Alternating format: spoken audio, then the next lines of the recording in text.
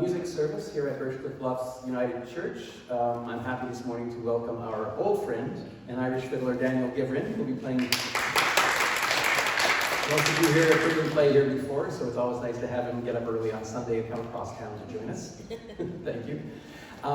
Today we're going to be looking at the Celtic traditions behind our modern day celebrations of Halloween. So it should be some fun, interesting music and some fun, interesting stories. So hopefully you'll all enjoy it, and you even get a chance later to sing along with one of the songs. So, and not just a hymn.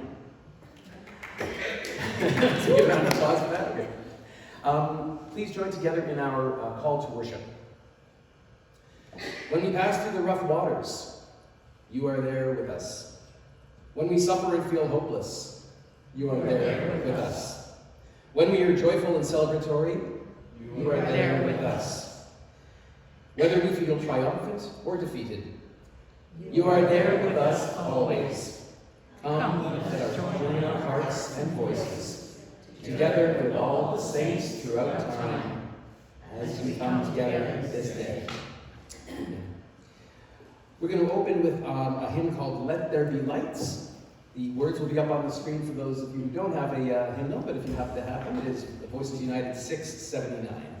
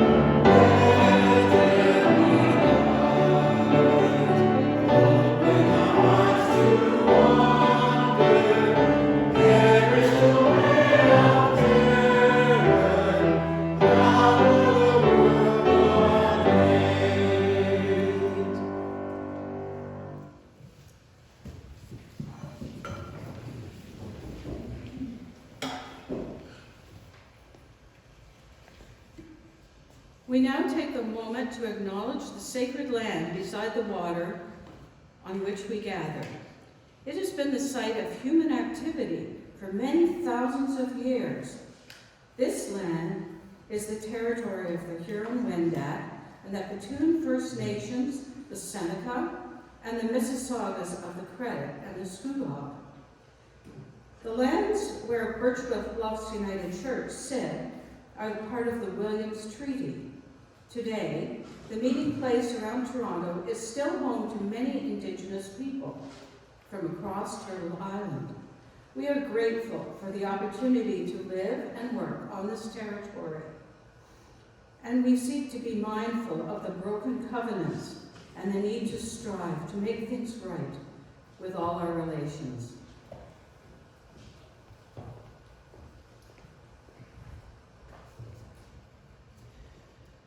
We light the Christ candle today in memory of all those who have gone before us.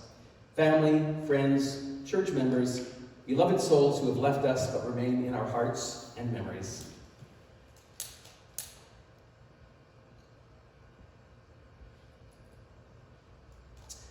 We also light this candle to remember that we are an affirming congregation, publicly, intentionally, and explicitly welcoming people of all gender identities.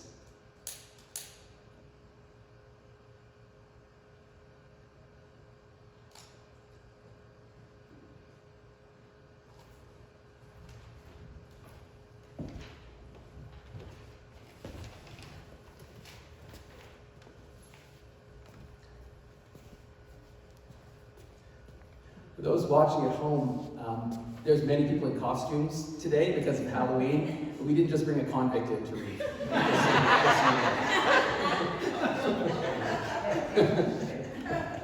I don't know if it's going to be up there, but the opening prayer, the countless saints of history who have blazed a trail of courage through time, the tender touch of loved ones, the example of heroes, the healing words of comforters, the remarkable acts of fearless ones, the gentle strength of grandmothers, the loyalty of friends and kindness of strangers, the joy of children, the sacrifice of parents, the young and old, the dead and living, articulate and silent, strange and familiar, brilliant and ordinary. In every time and place, they have shown us the way. We are surrounded by so great a cloud of witness. So let us raise our voices together. Amen. We are going to continue with a very old hymn, Be Thou My Vision. And the reason we chose it this morning is because of the Celtic theme of all our music, and I felt it's possibly within the church world the best known Irish hymn out there. So Be Thou My Vision. Okay, good. I was hoping those were working. It's Voices United 642 for anyone with the hymnal, or the words will be up on the screen as well. Be Thou My Vision. Amen.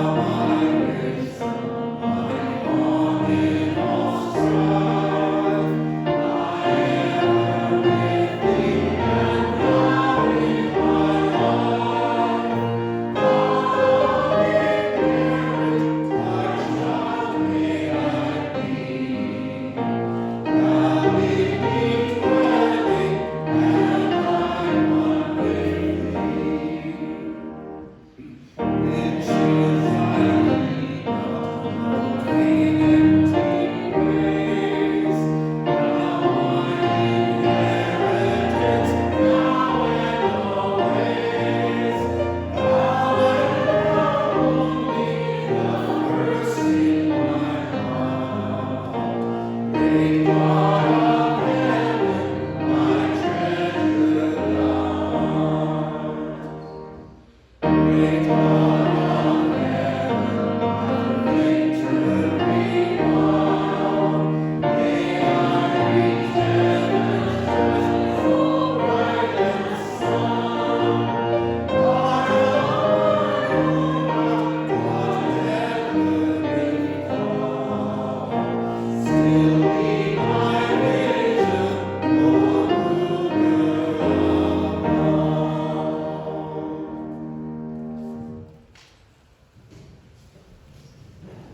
you. We'll now continue with the life and work of the church.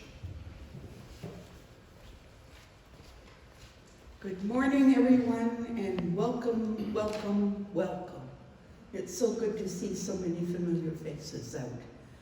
Kind of familiar faces. Sort of familiar.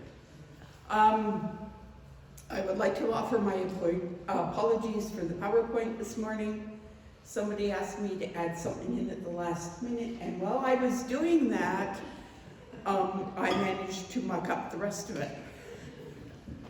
My only apology is that I overslept this morning and I haven't had my coffee. And those of you who know me well know that I desperately need my coffee. So we are trying to fix it. In the meantime, thank you for coming back, Daniel. My pleasure. It's a true pleasure to have you back and to be again among our friends. Next week is November 6th. It will be our Remembrance service because it's the Sunday before Remembrance Day. And it's also the first Sunday of the month, so there will be communion. And for those who are not familiar with it, it's very, very safe communion. So little circles of whatever it is. Don't taste very good. That's the religious term. But they're safe. Well, what do you call them? The wafer, the host. The wafer. Yes, I know it's the wafer. It still tastes like a little circle of cardboard.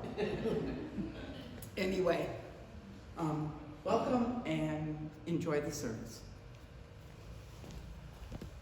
We'll now continue with our scripture reading for the morning.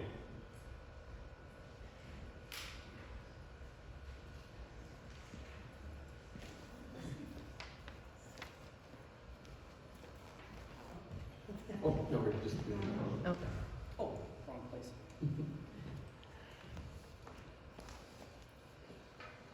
Our scripture reading this morning is taken from Luke chapter 6, verses 20 to 31. The first section is entitled Blessings and Woes. Then he looked up at his disciples and said, "Blessed are you who are poor, for yours is the kingdom of God. Blessed are you who are hungry now, for you will be filled. Blessed are you who weep now, for you will laugh. Blessed are you when people hate you, and when they exclude you, revile you, and defame you on account of the Son of Man. Rejoice on that day and leap for joy, for surely your reward is great in heaven, for that is how their ancestors treated the prophets. But woe to you who are rich, for you have received your consolation. Woe to you who are full now, for you will be hungry. Woe to you who are laughing now, for you will mourn and weep. Woe to you when all speak well of you, for that is how their ancestors treated the false prophets." And the final verse is entitled Love for Enemies. "But I say to you who are listening, love your enemies, do good to those who hate you. Bless those who curse you, praise for those who mistreat you.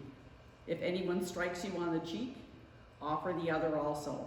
And from anyone who takes away your coat, do not withhold even your shirt. Give to anyone who asks of you, and if anyone takes away what is yours, do not ask for it back again. Do unto others as you would have them do unto you."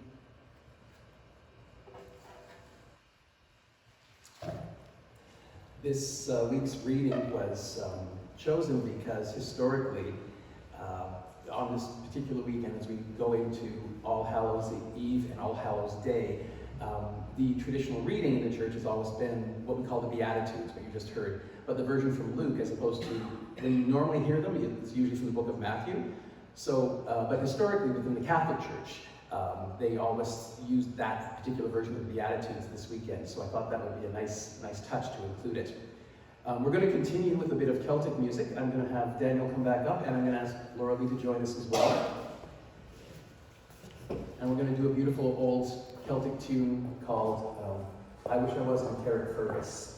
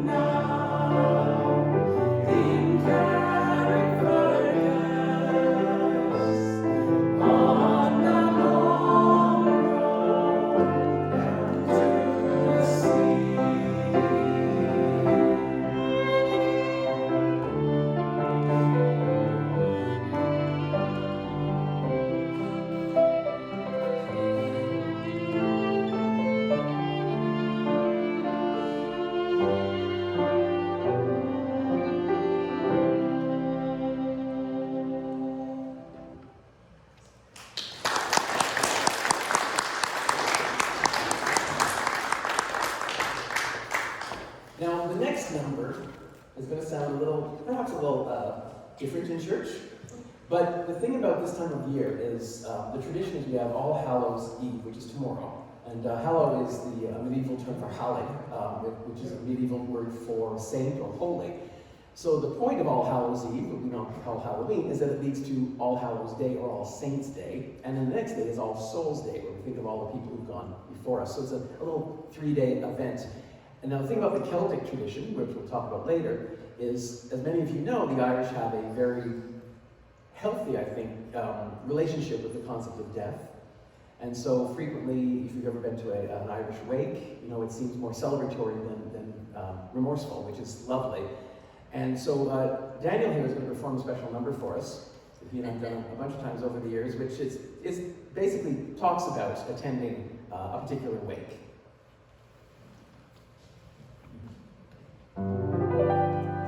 Tim Finnegan lived in Walton Street, a gentle Irishman, mighty odd. Now you see he'd a brogue both rich and sweet, and to rise in the world he carried a hod. Now Tim had a sort of a tippler's way, and the love of the liquor in Tim was born. And to help him on with his work each day, he'd a drop of the creature every morn. Whack for the dollar, dance with your partner, right on the floor, you're trying to shake. One minute, like two, I told you lots of fun at Finnegan's wake. One morning Tim was rather full, his head felt heavy which made him shake. He fell from the ladder and cracked his skull. They carried him home, his corpse to wake. Well, they rolled him up in a nice clean sheet, and they laid him out upon a bed, with a barrel of porter at his head and a bottle of whiskey at his feet. Whack for the dollar, dance with your partner on the floor, you try to shake. Bend an ear to the truth, I told you lots of fun at Finnegan's wake. There was friends assembled at the wake, and Mrs. Finnegan, she called for lunch. Lunch! Well, first they brought out tea and cakes, then pipes, tobacco, and whiskey punch. Well, Biddy Malone, she began to cry. Such a nice, clean corpse did you ever see? Oh, Tim the Varmint, why did you die? Ah, shut your gob, said Biddy McGee. Watch my dog, dance your partner around the floor, you're trying to shake. Bend an ear to the truth, I told you lots of fun at Finnegan's wake. Well, Miss Peggy O'Connor, she took up the job. Ah, Biddy, says she, you're wrong, I'm sure. Well, Biddy gave her a belt in the gob and left her sprawling on the floor. Then the war did soon engage. 'Twas woman to woman and man to man. Shillelagh law was all the rage, and a round of ruction soon began. Dance the partner on the floor, you're trying to shake. And I told you lots of fun at Finnegan's wake.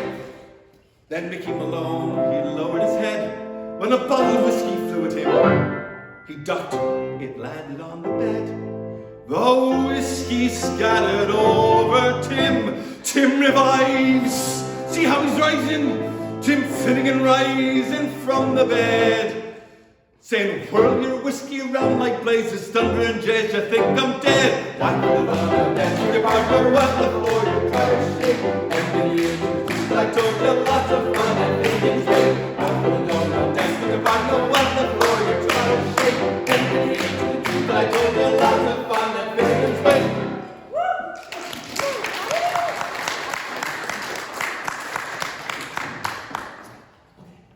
You can sit down. Don't work it too hard, although that's... okay, that's a pretty lively piece of music. En route home after a night's drinking, a man named Jack encountered the devil. Jack climbed up a tree to escape the devil, but he followed him up. A quick-thinking Jack leapt out of the tree and quickly etches the sign of the cross into the bark, trapping the devil. In order to set him free, Jack strikes a bargain that the devil can never claim his soul. After a life of drink and debauchery, Jack finally dies, but due to his behavior, he is refused entry to heaven. So he goes to the other place, where the devil, remembering the deal, says he cannot take Jack's soul and refuses to let him in there either, and chases him away by throwing a live coal straight from the fires of hell. It was a cold night, so Jack placed the coal in a hollowed-out turnip to stop it from going out. And since that time, Jack and his lantern have been roaming the world looking for a place to rest. Ever since then, we've called him Jack of the Lantern or Jack-o'-lantern. In North America, the first recorded mention of children wearing costumes on Halloween was in 1911, where a newspaper in Kingston, Ontario reported children going around guising in the neighborhood. Guising was the term used in Scotland and Ireland for people going door to door in costume. And do you know the first recorded use of the term trick or treat was also here in Canada? In the 1927 Alberta newspaper, the Canada Herald said, Halloween provided an opportunity for real strenuous fun. No real damage was done except to the temper of some who had to hunt for their wagon wheels, gates, wagons, barrels, etc., much of which decorated Front Street. The youthful tormentors read back door and front door, demanding edible plunder by the words trick or treat, to which the inmates gladly responded and sent the robbers away rejoicing. I love when you read excerpts from old newspapers because the writing is so much more vivid than in modern newspapers. I've always been fascinated by the roots of Halloween, although most of us probably see it these days as a fun evening for the kids or the chance to dress up in costumes ourselves. I'm also very aware there's still a segment within the church population who continue to see the celebration as evil. To them, the fact that Halloween is full of ghosts, devils, witches, etc. is clear evidence that anyone who celebrates is probably bound for hell. Now, it doesn't take a genius to figure out the odds of millions of people who are otherwise good and holy and church-going suddenly becoming devil worshippers one night a year is pretty slim. Perhaps the explanation of how Halloween came into existence is far more benign and, dare I say it, interesting. At its core, the tradition has a long history in Christian practice. As I was mentioning before, most of us know November 1st as All Saints' Day or All Hallows' Day. And the 3 days we were talking about before, which is All Saints' Day, All Hallows' Eve, All Saints' Day, and All Souls' Day, are often called Hallowmas as well, like our Christmas. At its core is the Christian celebration to honor all saints from Christian history. Now, after Roman Emperor Constantine the Great legalized Christianity in AD 313, Christians wanted to devote certain days to remember certain saints, but even at that point, there were enough saints that there just weren't enough days in the year to give a special day to each saint. So they decided instead one major feast day would be chosen. For most of church history, the important feast days were always marked by a vigil celebration the night before, similar to celebrations we hold on Christmas Eve or the celebration the night before Easter. All Hallows Eve was the evening celebration commencing the feast of All Saints' Day. Now, interestingly, the original, and people still adhere to this, the original point of All Souls' Day was to pray for the souls of beloved who've gone before us. In the beginning, the tradition was to pray to release their souls from purgatory. So we don't, and I believe there's still some of that element going on. That we don't tend to do that within the United Church. In 609 AD, Pope Boniface at the time chose May 13th as the day that we were all going to celebrate All Saints' Day. And it wasn't until over 200 years later that Pope Gregory IV decided he was going to move the date to November 1st. Now, why was this date chosen?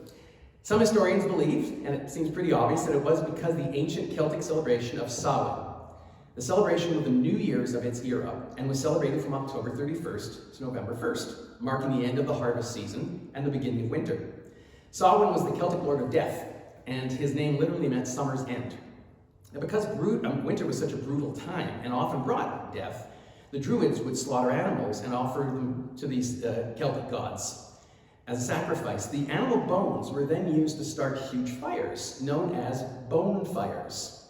The word eventually obviously morphed into what we now call bonfire, and the ashes were believed to have cleansing powers. Now, one of the less charming customs I've come across when studying this is that they used to put, everyone in the room, in the area would put a stone in the fire that night. And the next morning, if any of the stones were missing, that person was going to die within a year.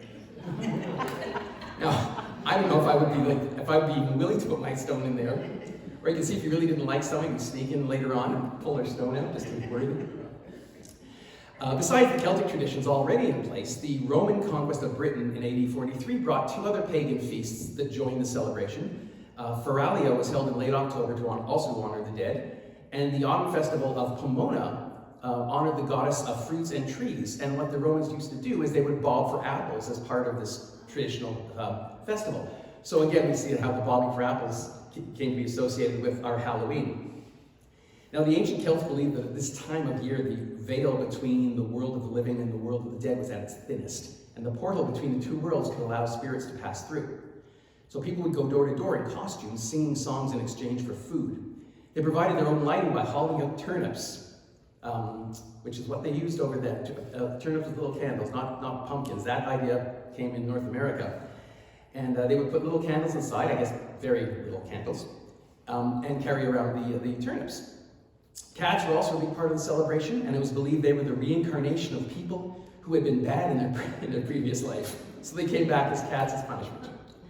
Personally, I kind of assumed that if you're bad, you'd come back as a cat owner, but my kids want a cat. So. After the Protestant Reformation in the 16th century, these All Hallows Eve traditions waned on the European continent, but continued in other places like Scotland and Ireland. Thus, when the Scottish and Irish immigrants came over to North America, they brought their Halloween practices with them, and they kind of took ground here in North America and really grew from there. And we can see the obvious connection of elements from Samhain being handed down to our own Halloween. Many of the celebrations were simply absorbed into the early church, with the more pagan elements being cut out. What remained was the desire to honor the dead that grew into the custom in many countries of visiting graves annually of loved ones. So it's not a stretch to see how spirits, cats, spooky cats, and skeletons in cemeteries all came to be associated with our celebration of Halloween. The other thing that happened at this time of year in the medieval days was the act of souling. Now this became popular in medieval England, where kids would go door to door singing songs asking for soul cakes. And they were little round cakes with like a cookie cake with a cross on it. And the idea is the children would sing it door to door and ask the homeowner to give them one of these cakes. And it was basically, once again, to pray for those who had gone before. Today we're going to do something very special, thanks to Shirley Scott over here, who has actually made us a collection of soul cakes, which you'll be able to sample after the service. So you'll all feel much holier once you've eaten one. Now I tried one before the service, they're delicious. I said to Shirley, possibly because the ingredients we have now are slightly finer in quality than what they would have been making them out of back in the medieval England era. But what I find interesting is that unique to all religious celebrations, there's not a lot of music associated with Hallowness. I mean, there's lots of hymns that have been written for All Saints' Day and some for All Souls, but nothing for the overall 3-day celebration, which I find interesting. Here in North America, we've really separated the idea of All Hallows Eve from All Saints and All Souls, which is probably why we've forgotten that they were all connected originally. That isn't the case in other countries. I mean, if you consider Mexico, the Day of the Dead, Dia de los Muertos, is very tied into to Halloween, and hence, people dressing as skeletons, going to visit their ancestors in the graveyard. But again, not a lot of music. We had Mexican neighbors for a long time, and I asked them a couple of years ago, is there any traditional Mexican song I can use for Day of the Dead? And they thought and said, well, there's a song from that Disney movie, Coco. It's like, well, okay, I wanted something a little bit more traditional than something from a Disney movie. It did win the Oscar that year, so I suppose it was good. And if you've ever seen the 2015 James Bond film, Spectre, he's in Mexico City, and he gets caught up in the Mexican City Day of the Dead parade. That never existed. They made that up for the movie. But it was so popular in the movie that ever since 2016, they've actually had a Day of the Dead celebration, parade through Mexico City. So inspired by the American movie, the British movie. Although we've been talking a lot right here about All Saints' Day, today is also known as Reformation Sunday. So many things in one weekend.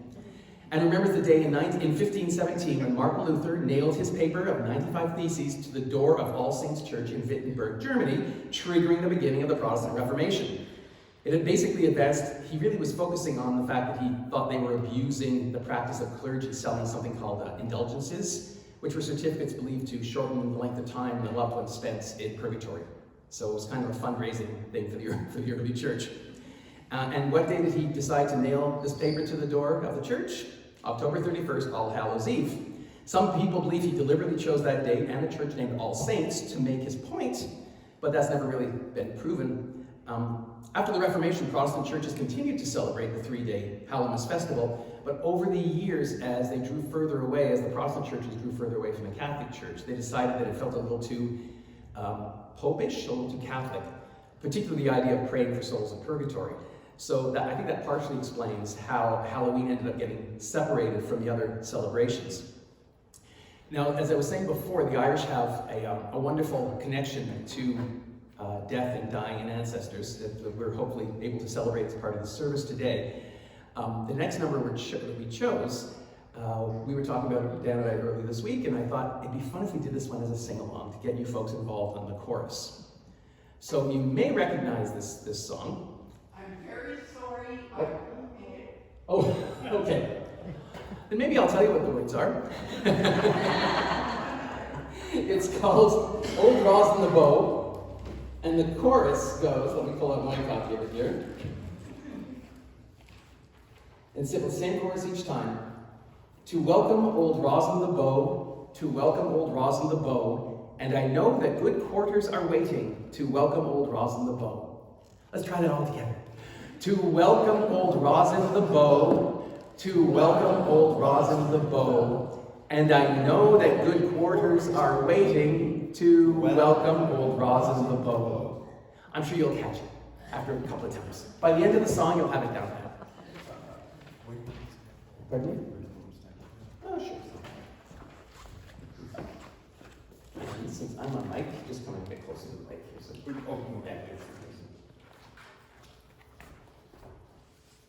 should we sing through the chorus once with them first? Sure, So why you get the not? melody? Sure. It goes like this.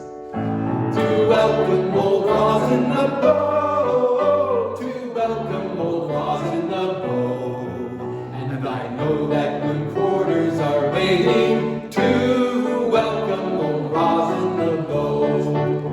I've traveled this world all over, and now to another I go. And I know that good quarters are waiting to welcome old Rosin the Bow. Everybody, to welcome old Rosin the Bow, to welcome old Rosin the Bow. And I know that good quarters are waiting to welcome old Rosin the Bow. When I'm dead and laid out on the counter, a voice you will hear from below, saying, send down a hogshead of whiskey to drink with old Rosin the Bow. To drink with old Rosin the Bow, to welcome old Rosin the Bow. And I know that good quarters are waiting to welcome old Rosin the Bow. Now get ye a dozen stout fellows, and let them all stagger and go, and dig a great hole in the meadow, and in it put Rosin the Bow.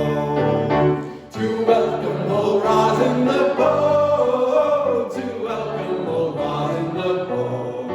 And I know that good quarters are waiting to welcome old Rosin the Bow.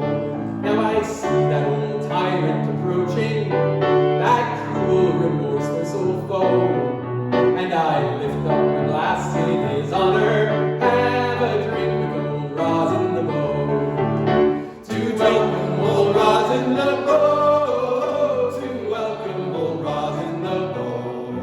And I know that good quarters are waiting to welcome old Rosin the Bow. To welcome old Rosin the Bow, to welcome old Rosin the Bow. And I know that good quarters are waiting to welcome old Rosin the Bow.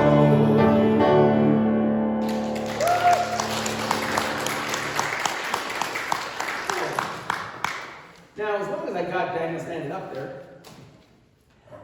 Daniel is also quite the Yeats scholar, and over the years, for many years, toured a one-man show about William Butler Yeats, the Irish poet, and toured around Canada and Ireland, I believe. Yeah, I did it a couple times in Ireland. In Ireland as well.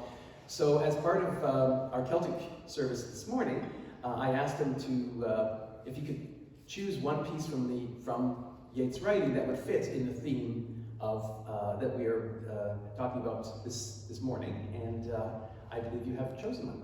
Yes, The Stolen Child, one of his very early poems. from what was known as a period of time called the Celtic Dawn in literature in Ireland at the late 19th century. Where dips the rocky highland of Sleuthwood in the lake? There lies a leafy island where flapping herons wake the drowsy water rats. There we've hid our fairy vats, full of berries and reddest stolen cherries. Come away, O human child, to the waters and the wild, with a fairy hand in hand, for the world's more full of weeping than you can understand. Where the wave of moonlight glosses the dim grey sands with light, far off by furthest rosses, we footed all the night, weaving olden dances, mingling hands and mingling glances, till the moon has taken flight. To and fro we leap and chase the frothy bubbles, while the world is full of troubles and anxious in its sleep. Come away, O human child, to the waters and the wild, with a fairy hand in hand, for the world's more full of weeping than you can understand. Where the wandering water gushes from the hills above Glencar, in pools among the rushes that scarce could bray the star, we seek for slumbering trout, and whispering in their ears, give them unquiet dreams, leaving softly out from ferns that drop their tears over the young streams. Come away, O human child, to the waters and the wild, with a fairy hand in hand, for the world's more full of weeping than you can understand. Away with us he's going, the solemn-eyed. He'll hear no more the lowing of the calves on the warm hillside, or the kettle on the hob sing peace into his breast, or see the brown mouse bob round and round the oatmeal chest. For he comes, the human child, to the waters and the wild, with a fairy hand in hand, for the world's more full of weeping than he can understand.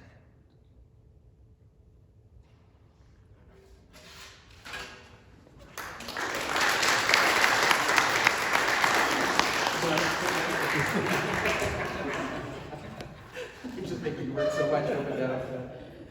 Oh, well, thank you very much for that. Oh boy, that certainly puts us in the mood for Halloween. We now come to our offering. Since the beginning of COVID, we have stopped passing any sort of offering plate in the church, but we do have an offering plate over by the door as you come in, right at the corner there. So if you feel free to put anything in there. Any money given to our church does go to help support events like this and all the various ministries that operate out of our space. For the gifts that we all have around us, we respond in faith, love, and generosity. We'll continue with what our Reverend Ellen likes to call the most important part of the service, which is our prayers of the people. Yeah.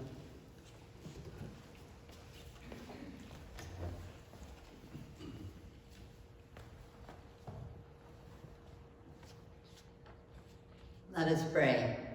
We give thanks for all those who went before us, whether meeting in the outdoors or in cathedrals, whether wooden churches or crumbling cement meeting houses. We give thanks for hands lifted in praise, manicured hands and hands stained with grease or soil, strong hands and those gnarled with age, holy hands. We give thanks for hard-working saints, whether hard-hatted or steel-booted, head-ragged or aproned, blue-collared or three-piece suits. They left their mark on the earth for you, for us, for our children to come.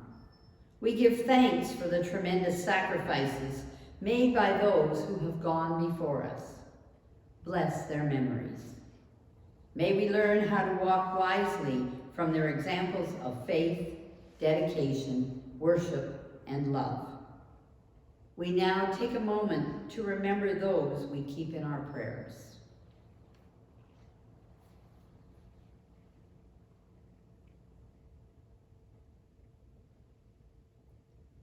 We ask this in the name of the one who taught us to pray, singing,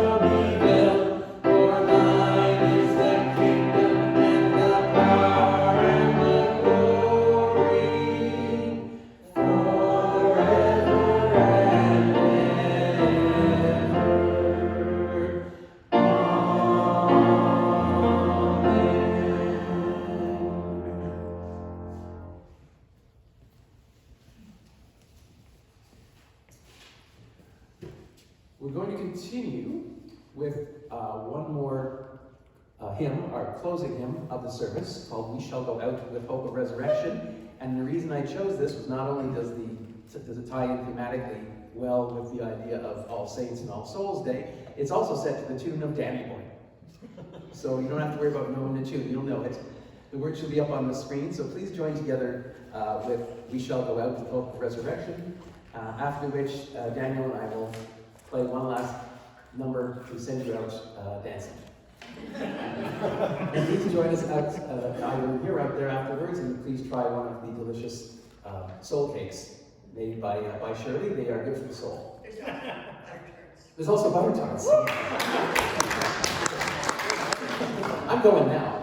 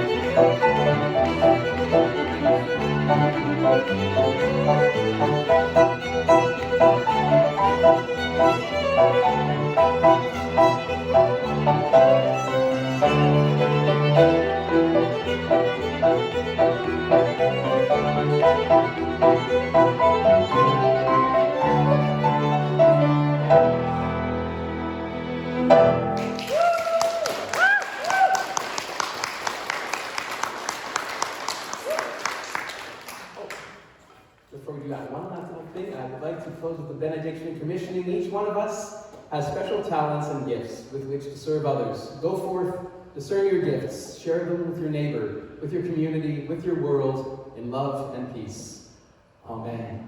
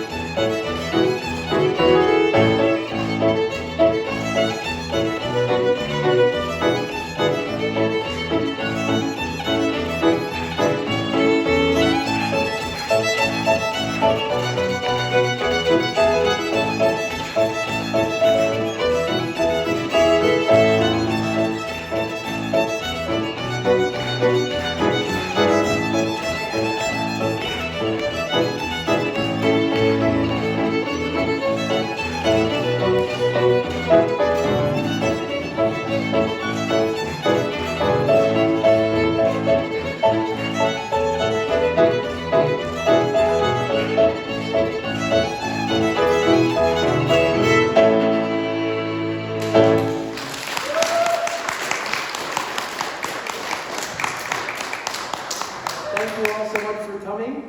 Please come back next week for our Remembrance Sunday service. And next, the